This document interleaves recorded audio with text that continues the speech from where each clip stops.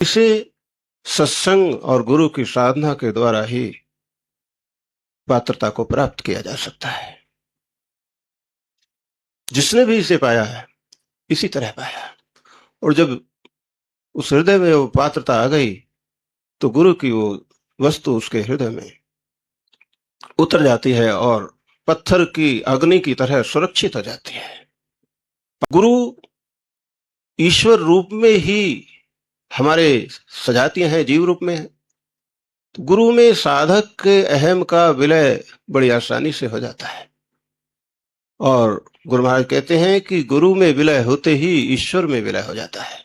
गुरु की जड़ जितनी सुदृढ़ मजबूत होती है, वृक्ष उतना ही विशाल और फल फूल देने वाला होता है। इसलिए कोई मिसाल ऐसी आज तक नहीं है कि बिना गुरु के किसी ने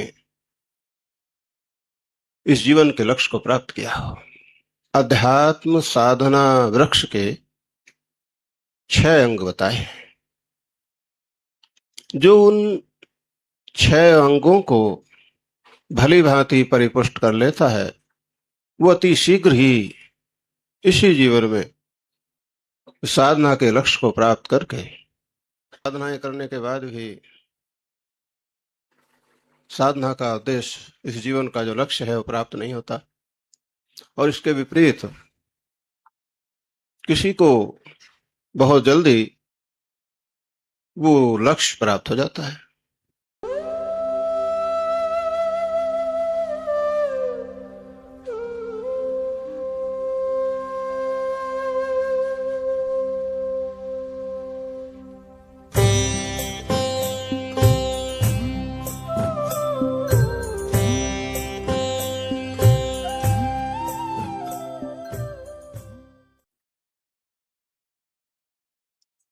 हम सभी का परम सौभाग्य है परम समर्थ श्री गुरु महाराज के सानिध्य में बैठने का हम सबको अवसर मिल रहा है। उन्हीं के चरणों में सादर सत प्रणाम करते हैं। कहा है कि मिला न सुराग मंजिल,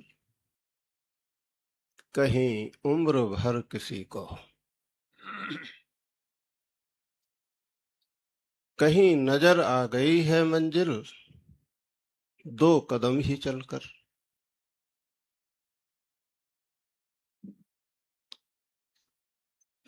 देखा जाता है कि बड़ी बड़ी कठिन साधनाएं करने के बाद भी साधना का उद्देश्य, इस जीवन का जो लक्ष्य है वो प्राप्त नहीं होता, और इसके विपरीत किसी को बहुत जल्दी वो लक्ष्य प्राप्त हो जाता है। दोनों में ये ऐसा अंतर क्यों है, ये विचारणीय बात है। महापुरुषों ने बतलाया है कि इस अध्यात्म साधना वृक्ष के 6 अंग बताए, जो उन 6 अंगों को भली भांति परिपुष्ट कर लेता है वो अति शीघ्र ही इसी जीवन में साधना के लक्ष्य को प्राप्त करके जीवन मुक्त अवस्था को पा जाता है, जीवन के श्रेष्ठ को प्राप्त कर लेता है। और जितना इन 6 में से किसी अंग में भी कमी रह जाती है, उतना ही कमी, उतनी ही देर उसे साधना के लक्ष्य को पाने में लगती है। वो 6 अंग बताए हैं कि सबसे पहले पूर्ण या समर्थ गुरु की प्राप्ति, दूसरा सुयोग या सतपात्र शिष्य, तीसरा अंग है साधना का संवेग। चौथा है वैराग्य या उपरति। पांचवा है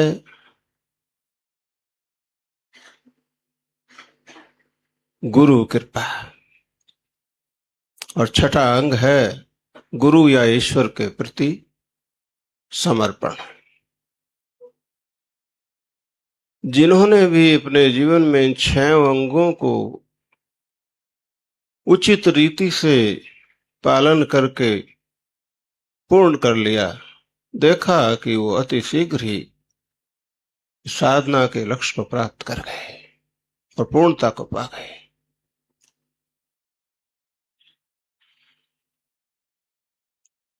जिन महापुरुषों ने अभी अध्यात्म के उच्चतम अवस्था को प्राप्त नहीं किया है, वो पूर्ण नहीं कहला सकते। और ऐसे महापुरुष से संबंध जोड़ने के बाद शिष्य भी अध्यात्म के उस उच्च शिखर पर नहीं पहुंच सकता, क्योंकि जिसका उसने सहारा लिया है, जिससे संबंध जोड़ा है, जिसे गुरु बनाया है, वो ही उस अवस्था का नहीं है, तो वो अपने साधक को, शिष्य को वहां तक कैसे ले जा सकता है? और साधक तो उस रास्ते से अनजान है ही। तो वही बात है ना कि अंधे को अंधा मिला, राह बतावे कौन।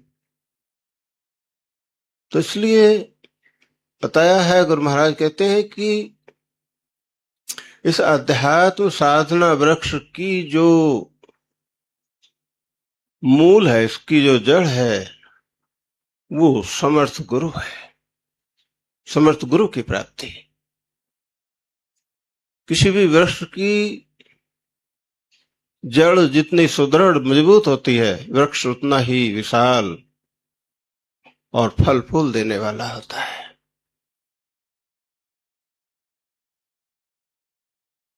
इसलिए कोई मिसाल ऐसी आज तक नहीं है कि बिना गुरु के किसी ने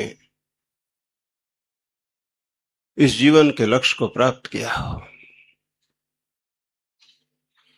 दूसरी बात, सुयोग शिष्य या सत्पात्र साधक गुरु के द्वारा जो वो वस्तु साधक प्राप्त करता है, उसमें 2 चीजें मुख्य हैं। वो विशाल है और पूर्ण पवित्र है। तो जब तक साधक का जो हृदय है, जहां वो वस्तु रखी जाती है गुरु के द्वारा, जब तक उसमें ये दोनों गुण नहीं होंगे, उसमें विशालता नहीं होगी और पवित्रता नहीं होगी, वो वस्तु सुरक्षित नहीं है। छोटे पात्र में विशाल वस्तु समाएगी नहीं, बिखर जाएगी, नष्ट हो जाएगी, और गंदे पात्र में बिगड़ जाएगी। तो इस हृदय रूपी पात्र को विशाल और पवित्र करना ही साधक की पात्रता है। इसे सत्संग और गुरु की साधना के द्वारा ही पात्रता को प्राप्त किया जा सकता है। जिसने भी इसे पाया है, इसी तरह पाया।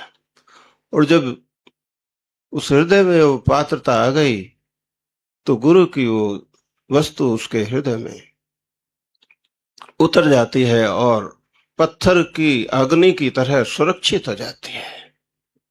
पावक पाहन बीज राही, वारी प्रवाह ना ताहि बजाए।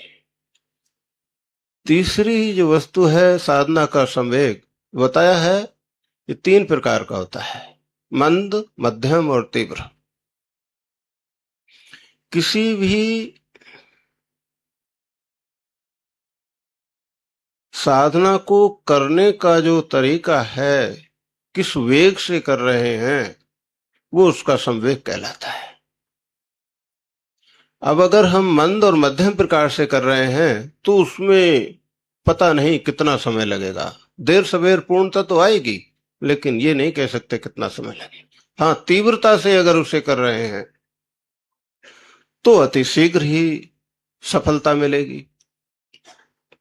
महर्षि पतंजलि ने सूत्र दिया है, तीव्र संवेगा नाम आसन्न, कि तीव्र संवेग वाले को इसकी जो सिद्धि है, जिसे समाधि कहते हैं, अति शीघ्र ही प्राप्त हो जाती है। चौथी जो बात है, वैराग्य प्रति। वैराग का अर्थ है कि जो संसार से राग हो रहा है, जो संसार में जो 5 विषय हैं, उनमें जो ये मन लगा हुआ है वो हट जाए, राग का अभाव हो जाए, उसे वैराग कहते हैं। वो सत्संग के द्वारा जब सत्संग की रगड़ लगती है, उससे जो विवेक जागृत होता है, तो साधक को इन विषयों की असारता समझ में आ जाती है, इनके दोष दिखाई देने लगते हैं और वो इनसे उपरामता में आ जाता है, इनसे अलग होने लगता है। इसे ही वैराग कहते हैं। वैराग होने से जो हमारी वृत्ति बाहिर्मुखी हो रही है वो अंतर्मुखी होती है, और गुरु के द्वारा बताई साधना से वो अंतर्मुखी हुई वृत्ति अंत स्थित हो जाती है। 5वीं जो चीज है, गुरु कृपा। बिना गुरु की कृपा के इस लक्ष्य को पाना असंभव है। जैसे मौलाना जलालुद्दीन रूमी साहब कहते हैं कि पीर बासद नर्दबाने आसमां, तीर पर्रत अज की गर्दद अज कमा, कि गुरु आसमान पर यानी कि ईश्वर तक पहुंचने की सीढ़ी है। जैसे तीर कमान की डोरी पर चढ़ाकर उस डोरी की शक्ति जब उसके पीछे लगाई जाती है तो आसमान में वो आगे की तरफ हवा की मानिंद दौड़ता है, उसमें अपने आप जरा भी शक्ति नहीं है हिलने की। ऐसे ही साधक गुरु की कृपा रूपी डोरी की शक्ति के सहारे अध्यात्म के रास्ते में आगे बढ़ता है। इसलिए गुरु की कृपा अत्यावश्यक है। और अंतिम जो चीज है, गुरु या ईश्वर के प्रति समर्पण। सर्वविदित है कि ये अहम विभाजक चीज है। इसने जीव को परमात्मा में ही रहते हुए परमात्मा से अलग कर रखा है। जब तक इस अहम का गुरु या ईश्वर में समर्पण नहीं होगा, विलय नहीं होगा, तब तक उसका यह कार्य सिद्ध नहीं होगा। अब चूंकि परमात्मा उसका सजातीय नहीं है, वो तो दिखाई ही नहीं देता, सजातीय का सजातीय में विलय होता है। गुरु ईश्वर रूप में ही हमारे सजातीय हैं, जीव रूप में है। तो गुरु में साधक के अहम का विलय बड़ी आसानी से हो जाता है। और गुरु महाराज कहते हैं कि गुरु में विलय होते ही ईश्वर में विलय हो जाता है। गुरु में विलय होना कहा है कि ये फनाफिल शेख है, और ईश्वर में विलय होना फनाफिल्ला है। बस ये 6 अंग जिन्होंने पूर्ण कर लिए, देखा है कि वो अति शीघ्र ही इस जीवन के लक्ष्य को पा गए, श्रेष्ठ को प्राप्त कर गए। गुरु महाराज से प्रार्थना है कि वो हमें ऐसी शक्ति दें कि हमारे 6 अंग परिपुष्ट हों, इस जीवन के लक्ष्य को हम प्राप्त कर जाएं, साधना के इस श्रेष्ठ को प्राप्त करें।